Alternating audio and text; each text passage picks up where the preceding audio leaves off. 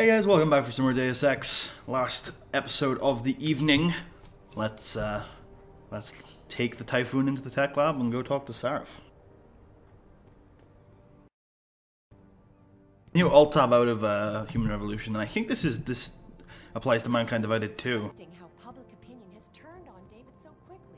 When It's his fault these lunatics keep attacking us. When you Alt-Tab out and back in, and then you press Shift, for some reason it opens the Steam the Steam overlay, because I guess the Shift, tab is saved, and Shift tab is Steam overlay, for some odd reason. Well, if it isn't Mahatma Gandhi himself, come to honor us all with his life-preserving presence. If this is about the Typhoon, I'll get to it in a minute. Now, Pritchard. I didn't risk my neck to have you lose it in a pile of CPUs and scuzzy adapters. Well, look at you, using the big words. Don't think just because you hacked through the plant security system so fast that you're an expert on everything computer. There's a reason I can't examine the Typhoon yet. Do tell. For your information, I am running a diagnostic sweep on our network and router security to find out how Sanders' hacker got a hold of our codes. I'd have thought the first question to ask is, whose codes were they? Unless you already know. Stick to kicking down doors and shooting people, Jensen, and stop trying to do my job. I guarantee you we'll get along better that way. That little comment he said at the start about Mahatma Gandhi, that comment changes depending on how you dealt with the first mission, which is really cool. I'm pretty sure he would lambast you for being a murderous psychopath if you killed people. I think if you just didn't do any, I think if you like killed some people and but didn't like kill everybody, I think he's just pretty neutral. Although maybe he does call you a murderous psychopath no matter how many people you killed. I don't really remember. I often, like, this game definitely, another criticism that you've probably seen already from that first facility is that this game heavily encourages stealth, more so than the original, which was more neutral as to the solutions you chose. It does it through having completely unbalanced XP in favor of stealth, and actually that's the main reason.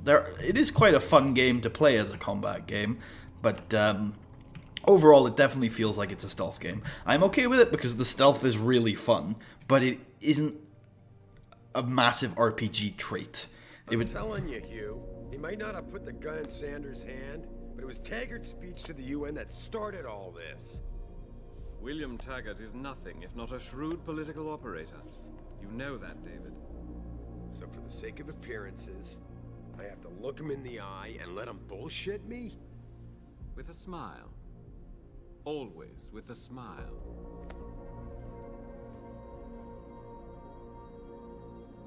We'll talk later.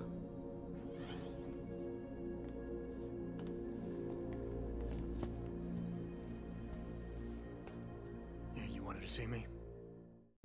Yeah, how you feeling? I've had better days. Well, when we're done here, check him at Dr. Markovic at the limb clinic downtown. Can't hurt to get a checkup. If you insist. Listen, about Sanders? Yeah, about Sanders. What the hell were you thinking? Letting him slip away like that? I sent you in there to take care of things.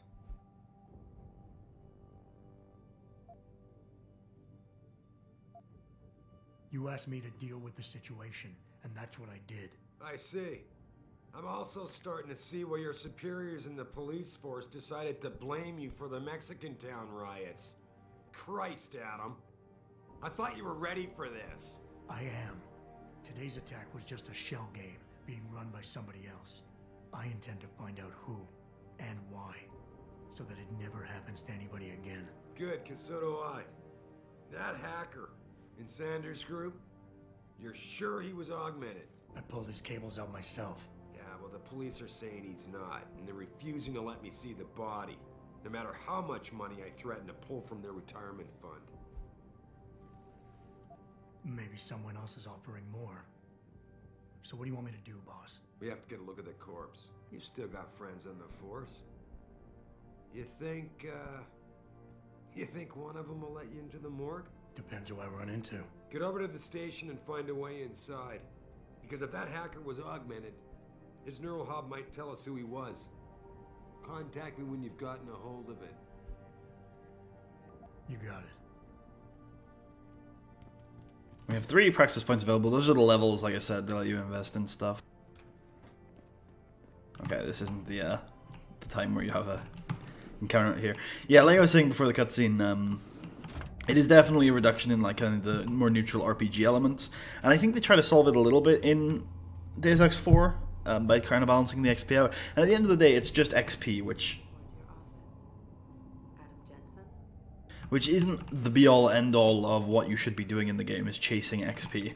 But it definitely has an impact. And it's still a very open game, but it definitely encourages stealth. And I don't necessarily think that's a bad thing, because the stealth element... oh, jeez. The stealth element of this game is definitely one of the better elements of it.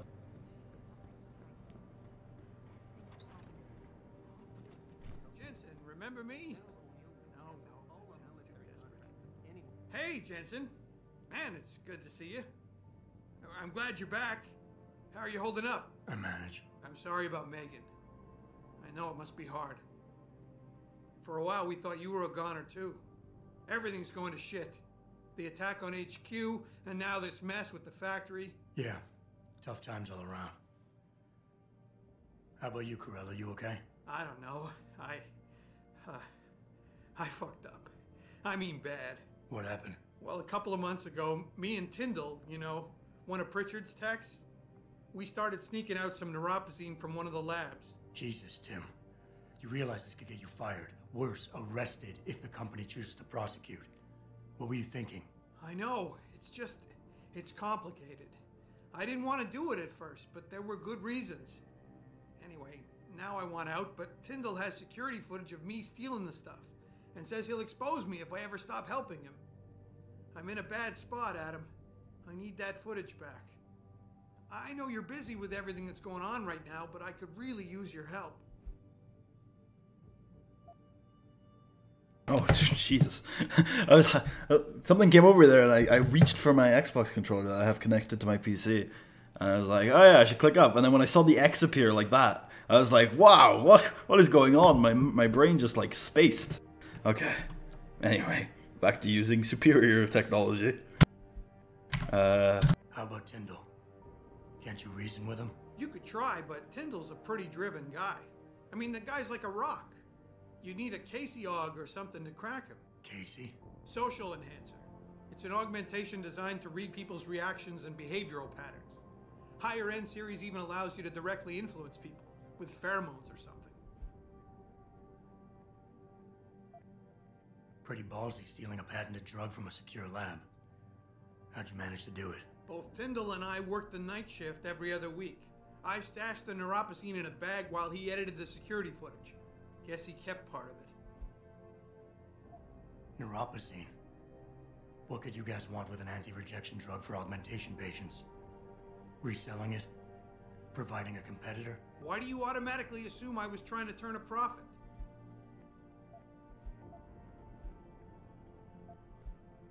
All right. Tell me more. Really? Wow, thanks, Adam. I thought I was done for. The security footage will probably be on his apartment computer. Meet me in front of the subway station parking lot once you get a hold of it. I got it from here. There's some... So, one thing to mention about that conversation, and about Seraph in general, I'm not going to be doing it in this playthrough, because it takes a while, and it doesn't get...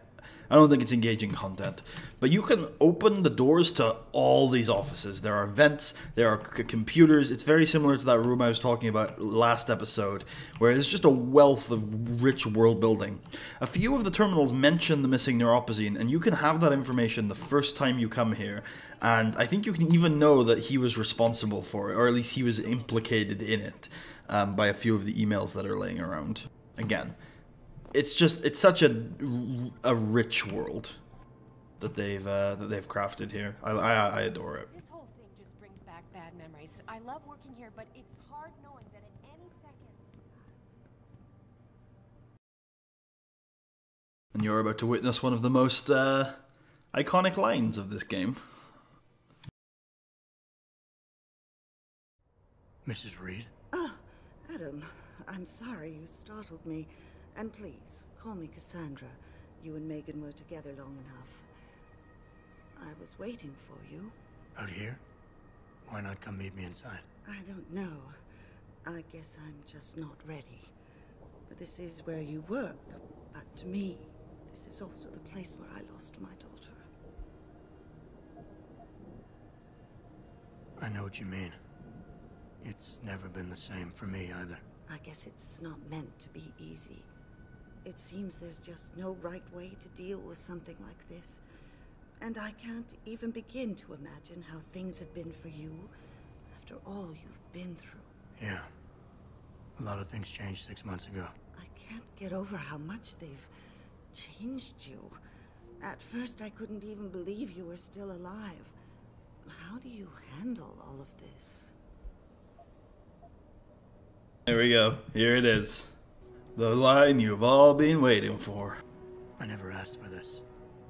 They say they saved me, but I'm not sure saved is the right word. I understand your anger. I wouldn't take too kindly to people making that kind of decision for me, either. But that being said, I, for one, am glad that you're still among us. Can I ask why you wanted to see me? Yes, of course. I'm sorry. I'm here about Megan. About what happened to her. Or rather, about the investigation into what happened. What about it? Well, simply put, I feel something is not quite right with the way the case was handled. You think there was some foul play involved? I do. Call it mother's intuition. But when speaking to some of the investigators, there were a lot of inconsistencies. And then I met this detective, a man called Chase. He agreed things weren't handled by the book, although he has no proof. And now you want to find out more? I'll never hear my daughter laugh again, Adam. I'll never get a call from her to ask how I've been, or have the chance to ask her about her day. She was stolen from me. However unjustified this all is, I still want to know why it happened.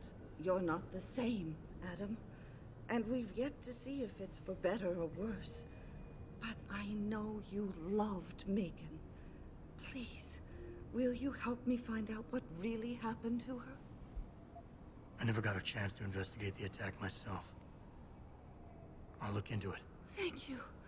This means the world to me, Adam. Really. The first thing I'll need to do is meet with this detective, Chase. Good.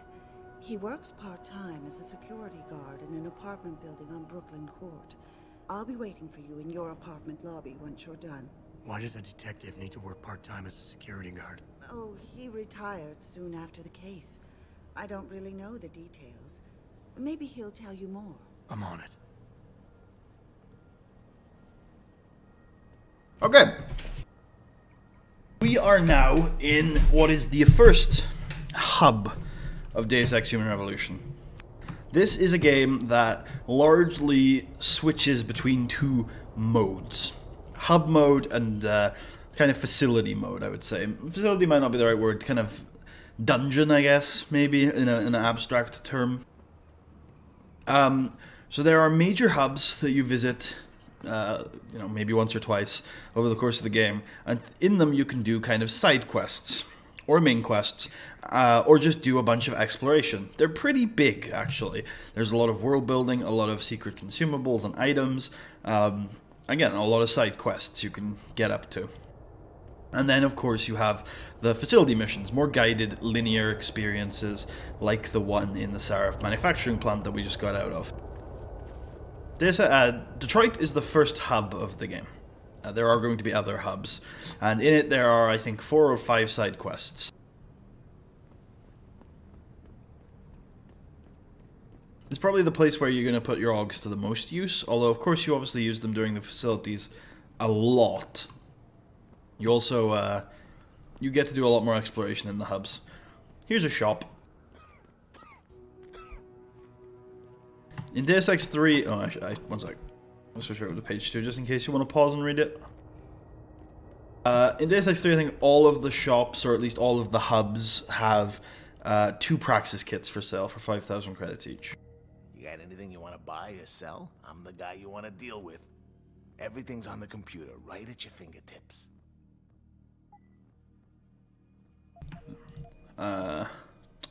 Maybe he doesn't. Oh no, I think it's the limb clinic that you've got to go to buy the Praxis kit in this game. Yeah, that makes sense. So yeah. Otherwise, you can just buy normal stuff in this guy. Always a pleasure. Or you can sell. It's often a good idea to sell. What he's got in his hands is actually a good kind of world-building tool. Not world-building tool, but a little tip. Like, yeah, if you want to sell for big money, you should definitely bring him one of those, which we'll get into in a little later. I could probably sell my sniper rifle, because I really don't intend on killing anyone. But this isn't like a pure pacifist playthrough, so maybe I'll keep it around. It is silenced, which might prove very useful if we need to take someone out.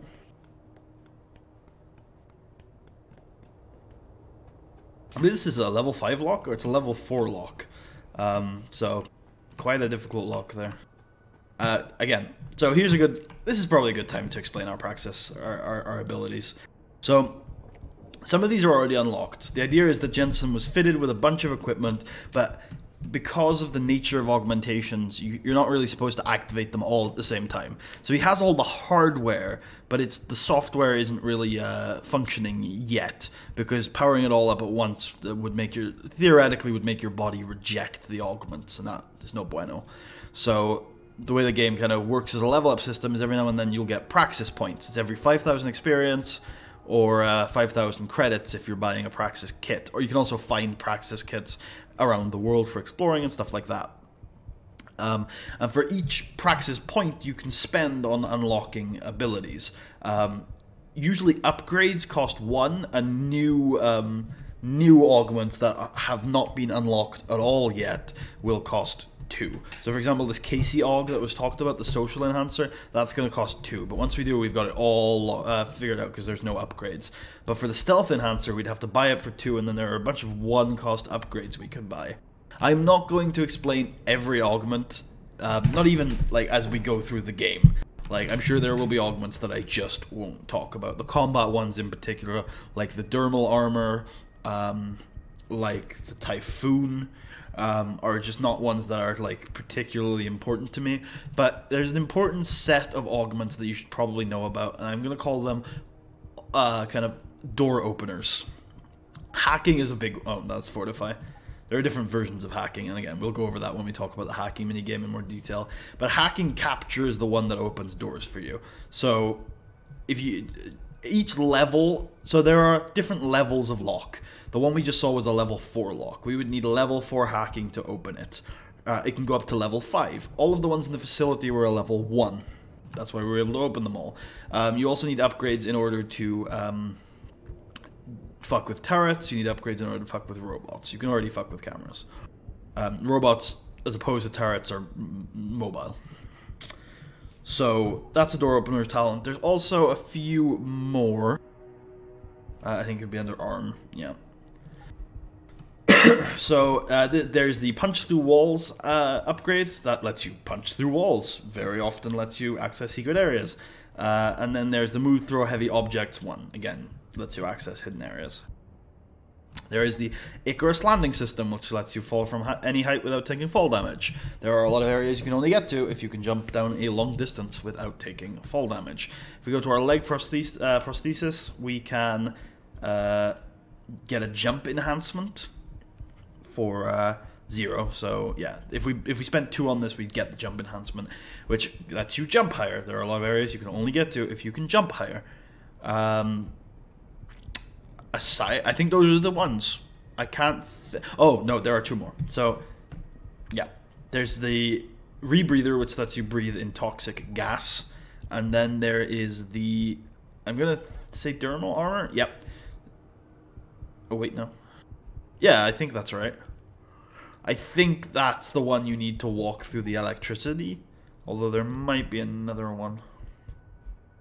I don't know. Anyway, there's one that lets you walk through electricity, and those are the other 2 door openers. So there are a few door openers. Some are more useful than others. The Casey Aug is semi-useful. It has, so for the most part, it just gives you information that helps you talk people down properly. But if you have played the game a lot, and you kind of know the options that you need to pick, then you don't really need this. There is one element of it, though. You can actually release pheromones in certain situations to get a leg up. It doesn't really come in handy until a specific point in the game, so I'll talk about it when it does, I think, if I can remember correctly.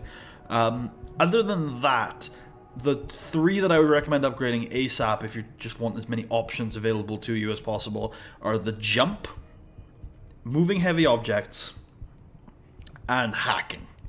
So that's what we're going to do in this playthrough. We're going to start with moving heavy objects. And then we're going to upgrade hacking up to level 3. We're going to get the jump upgrade next, after our next 2 praxis points. And then I'm going to grab punch through walls, because it's not as useful as the ones I just mentioned, but it's probably the next tier. Icarus Landing is probably going to be pretty soon in our future as well. We only have level 3, so he still can't hack that door, which is a level 4. I could have gone to level 4 rather than taking the move heavy objects, but I know for a fact that there are heavy objects in Detroit that I'm going to want to move. This is a limb clinic. I don't really know the full details behind the company, and I'm sure maybe we'll explore those as we go through the campaign, but it is essentially a private medical facility for augmentation.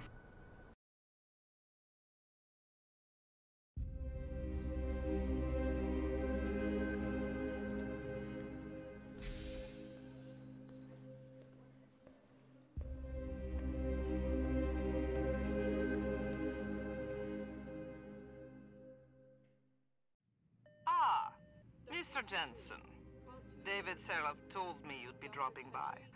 I've just been reviewing the test results we received on you last week. Should I start rolling up my sleeves? Surprisingly, no. I see no trace of glial tissue buildup in any of your charts. It's been 6 months, Doc. Shouldn't I be on neuropozyne shots by now? One would think, but these test results show no signs of implant rejection. If anything, the bond between tissue and electrodes seems to be getting stronger. So I'm free to go? Well, Mr. Seraph did ask me to discuss another topic with you. You are aware that several precautionary measures had to be put into place during your first surgery? Not all of my implants were switched on, I know. The damage caused by the hematoma had to be taken into account. Your brain needed time to recover, to get used to the mechanical neural processors and turn them on naturally over time. Cut to the chase, Doc. What does Seraph want? He feels that you might be ready to speed up the activation process using special software known as Praxis Kits. You mean I don't have to wait for my augmentations to kick in naturally anymore? You can, if you prefer. But Mr. Seraph did make a generous donation to LIM in your name, thus ensuring that Praxis software linked to your particular neuro enhancements would always be available to you and you alone. Please, take a look. So, like she said, you can access Praxis Kits. These let you restore your energy to let you punch more people, basically. They are useful, but we're not going to spend any money on them. We are going to start saving. Oh, we got 5,000 credits. Nice. So, I guess the game is giving you 5,000 credits to buy a Praxis Kit, which I am going to take advantage of. You kind of want to buy both in each hub area. There are also, I think, 2 hidden exploratory ones in each area. So it's always good to look out for those. I might go find those locations before the next stream and go hunt those. Mr. Jensen. Use it in good health. Yeah, she basically explained the story reasons for what I explained about the level up system. Interesting little... is not against the law. I know that, officer. But some of those guys were carrying tire irons and setting garbage cans on fire. A little bit of interesting information that was dropped during that conversation is, so the idea is that most... will I have a conversation here? Yeah. Adam, are you finished at the clinic?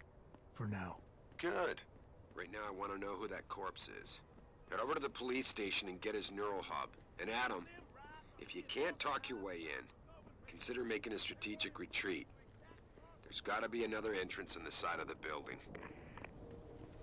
So yeah, in general in this world, augmented people need a drug called neuropozyne.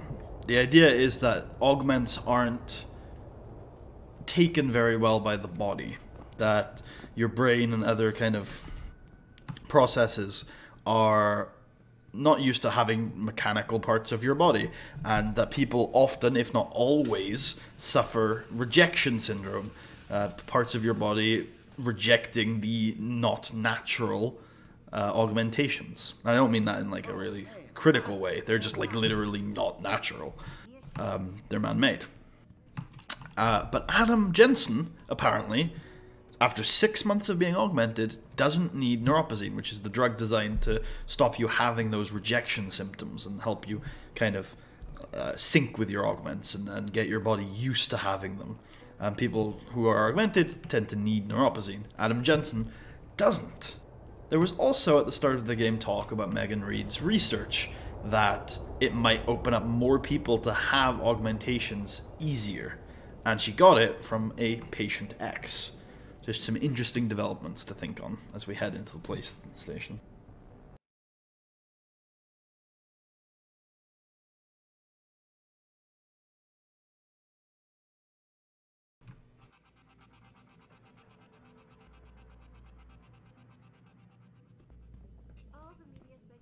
Yeah, hang on just a sec. Shit. Jensen? Haas, surprised to see you here. Yeah, well, I guess you're better at looking out for yourself than I am. I don't have time for your self-pity. I need to get into the morgue. That's it? No, forget it. I don't know what's going on with that body down there, but my orders come from the brass. No one gets in. First thing you say to me after almost 2 years is you want something? Should I have given you an order? You've always been very good at following those. God damn. Where do you get off being so self-righteous? You think I like this? Look at me. From SWAT team commander to a crummy desk sergeant in the 2-bit precinct. I don't need this from you. I get enough of it at home. So either come up with something better than your usual attitude, or you can just forget it, because you came to me. Okay, look, you're angry, and you've got a right to be. I'm putting you in a bad position, but I have to get inside that morgue. I won't let it get back to you. I'm always in a bad position. I don't see how I can possibly do this. There's so much heat right now, I'm telling you. The moment I open that door, I'm finished. I just got my life back together. This job is all I have. Don't make me do this. Yes, your job is at risk. Yes, you've taken the blame for what happened in the past, but look, I need your help. And it's important. You got my word. Whatever happens, I'll take care of you. You didn't lift a finger for me back then. Why should things be different now? Where do you get off bringing the past into this? It's been 2 years since that kid died. When are you going to let me off the hook? Yeah, I took his life. He was a threat, and you knew it. So don't come here acting all high and mighty. We all make mistakes, Wayne. Nobody blames you for it. You have to believe that and forgive yourself, or you'll never put it behind you. I'm not ready. What happened wasn't my fault. You were in command, but when they told you to take the shot, you refused. So they told me. You and we were trained to follow orders, Jensen. I couldn't say no. I wasn't strong enough. Adam, please. I need to hear you say it wasn't my fault. Wayne, it was a bad situation. You didn't do anything wrong.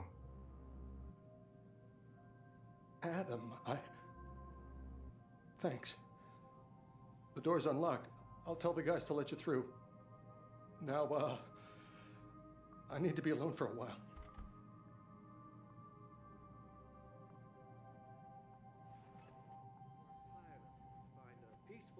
Alright, and I think that's going to be a good part to leave it off tonight.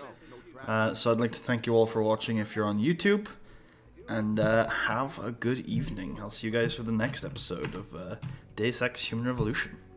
Back to Let's Playing after almost maybe 2.5 years. So I hope you guys are enjoying. Hope you guys are watching. And yeah, let me know what you think. I'll see you guys next time. Have a good one.